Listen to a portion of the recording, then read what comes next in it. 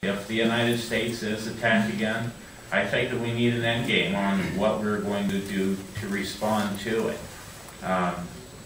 Possibly one of the things that wasn't really put together with the Iraq situation, needing that end game. But I think that any action that the United States takes, they should do it on their own, not worry about what the rest of the world thinks that we're doing. We're here to protect our own. And if we have allies in this case, then we need to do that.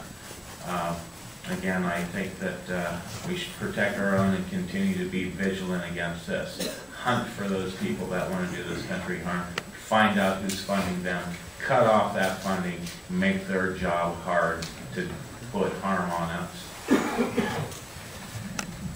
As a vet, probably shouldn't come to any surprise to anybody that I'm for strong defense and military. When we have a administration that is showing weakness and not supporting one of our best friends in the Middle East, in Israel, that's wrong. When President Obama snubs Benjamin Netanyahu when he comes to D.C., that's wrong. Let's face it, folks, it's Islamic extremists that are the problem, and it's the Middle East that's the hotbed. We're taking the fight to them to keep us safe here. I'm not saying that people in government should have served in the military prior to being able to be a public servant, but I can tell you what, if more of them had served in the military, they'd have an understanding of what it's like to be overseas and visit a beloved one, to miss the birth of a child, or to be standing watch in some cold outpost somewhere Christmas morning when your kids are opening their gifts. They would then give the support needed to our troops to allow them to win the war and come home with honor and victory. Where we ran into problems when politicians started to get involved in war. If we turned it over to our military and said, here's the objective, those are the bad guys, go win the war and come home, you'd probably be surprised at how fast those young men could get that job done. We just need to pull the politicians out of it and let the military do what they need to. I believe that we need to be the world's superpower. The world needs a strong United States, and we cannot relinquish that spot. We need to do what is necessary to be the biggest, baddest dog on the block. Because when you are that, nobody's going to challenge you. But our current administration, time and time again, shows weakness. And that's no way to do it. Okay, if you don't mind, I'd like to do a quick yes or no question. And it comes from Dave from Meadville. It's a very important question.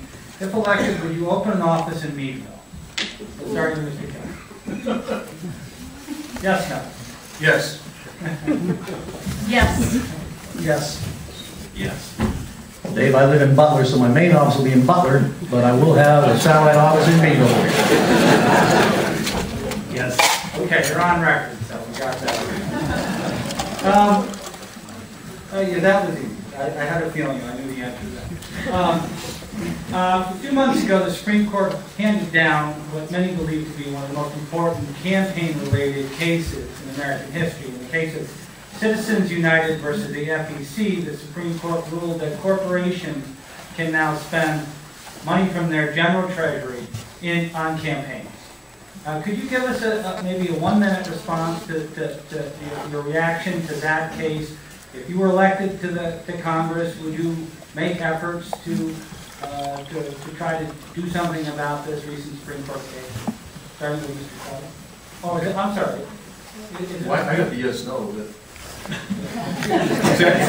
that an Irish pass or what is that? Oh, that's right. I'm sorry. Mr. Kelly. Okay. Yeah. Thanks, Professor. I think that the latest ruling kind of evened the playing field. And I know that a lot of people may think, well, it's not fair that corporations will be pouring so much money into these elections. And I don't want to draw a line because we're already so polarized right now as Republicans and Democrats and big labor versus corporations and everything else. But I think when you look at the way the Democrats are able to raise money in great sums through these different PAC groups, that puts you pretty much at a disadvantage. Again, it goes back to my theory about handicapping yourself. So now that the playing field's level, there's a concern on the other side that, well, wait a minute now, this isn't fair. You're even with us.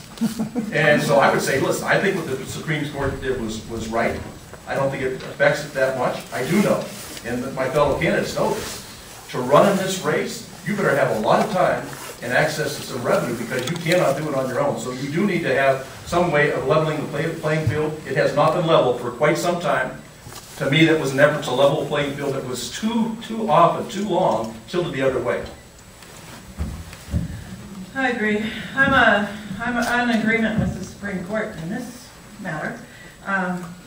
It's freedom of speech, and we didn't have that. Corporations didn't have that within 60 days of an election, so it corrected that problem. McCain-Feingold, it was funny. Bush thought it would get kicked out by the Supreme Court, but that was, you know, how many years ago? He signed it, thinking it would get kicked out by the Supreme Court. Well, it took too long. So that was a problem. But it is a free speech issue. And now the argument is corporations, are they free speech? But corporations are people just like us, just like you and me, just like the United States of America is people, not the government. It's us. We are the people. So that's the answer, I guess, is that yes, I agree we should have free speech, and it's too bad it took so long to get it. Thank you. Well, I agree that we should have free speech. I personally think we spend far too much on elections already. I think there's too much influence from the money that's out there, and I personally do not think that corporations should be able to spend large sums of money to buy votes, to buy candidates. We've seen that already. There's concern with lobbyists and what they're doing. Mike was right. It costs a lot of money to put on a campaign. It's a lot of energy. It's a lot of effort. We're running grassroots.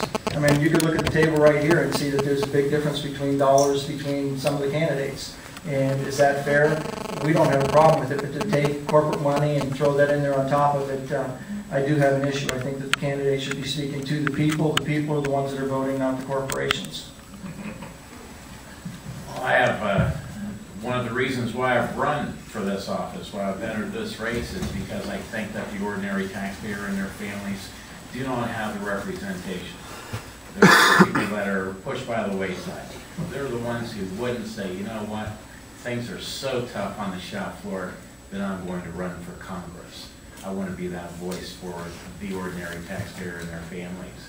Corporations, whether it be corporations or a large union or whatever other avenue out there for campaign finances going to a candidate, we all have to watch what special interest is paying for that candidate.